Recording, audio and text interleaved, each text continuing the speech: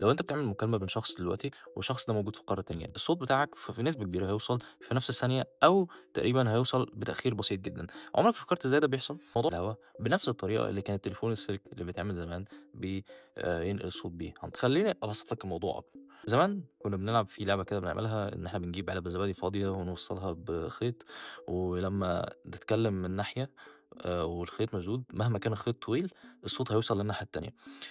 اللي كان بيحصل إيه، إن الصوت بيبعت vibrations أو بيبعت ذبذبات بتتبعت في السلك، فالسلك بيتهز بشكل بيrepresent الإشارة اللي طالعة من صوتك. طب إيه علاقة ده بالتليفونات؟ دلوقتي في الموبايلات مثلًا أنت الصوت بيوصل، بيخش الأول حاجة زي المايك مثلًا ده، بس طبعًا في التليفون، المايك ده الصوت بيخبط فيه بإشارات معيّنة أو بvibrations بتيجي بشكل معيّن عشان تrepresent الصوت بتاعك ده، وبعد ما تعدّي في المايك بقى بتمشي في السلك وبتتحول لإشارات كهربائية. الإشارات الكهربائية دي بتمشي في السلك كده توصل الناحية التانية للسبيكر أو أيًا كان المكان اللي أنت موصّل المايك ده بيه. في حالة الموبايلات إزاي ده بيحصل من غير سلك؟ شايف بقى الفكرة اللي أنا قُلتها دي كلّها، دي أساس أي communication system موجود. فأي communication system بيبقى عبارة عن إيه؟ لو فتحت أي كتاب، أي reference ليه علاقة بالcommunication systems زي مثلًا communication systems لسايمون هايكل، في البداية في أول chapter بيشرح لك إنه في أي communication system بيبقى عبارة عن كذا component أو الcomponents دي تقدر تتلخّص في إن إحنا بيبقى عندنا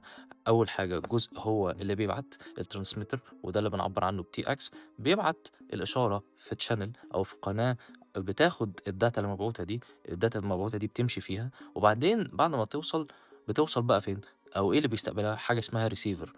والreceiver ده بيبقى معمول مخصوص إن هو يستقبل الdata اللي مبعوتة من الtransmitter التاني بنسبة كبيرة، أو في حالة مثلًا الموبايلات بيبقى معمول إن هو عشان يستقبل المكالمات. فبكل بساطة عندنا transmitter، عندنا channel، عندنا receiver. طب في التليفونات اللي بسلك، الchannel هي السلك، سلك نحاس أو fiber بيمشي فيه الdata أو الصوت اللي أنا باتكلم منه، اللي هو متحول لإشارات كهربائية.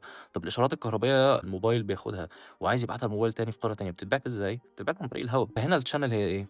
بالضبط، هي الهوا. الهوا هو السلك اللي بيتهز عشان يوصّل الإشارة بتاعة الصوت. طبعًا الموضوع مش بالبساطة دي، فخلّونا نكمّل في الفيديو الجاي عشان نعرف أكتر إزاي الصوت بيتنقل عن طريق الجو، وإزاي نقدر إن إحنا نبعت إشارات عن طريق حاجة اسمها modulation في الجو، عشان الجو يبقى هو الحامل للإشارة دي. ما تنسوش تشوفونا في الفيديوز الجاية وسلام.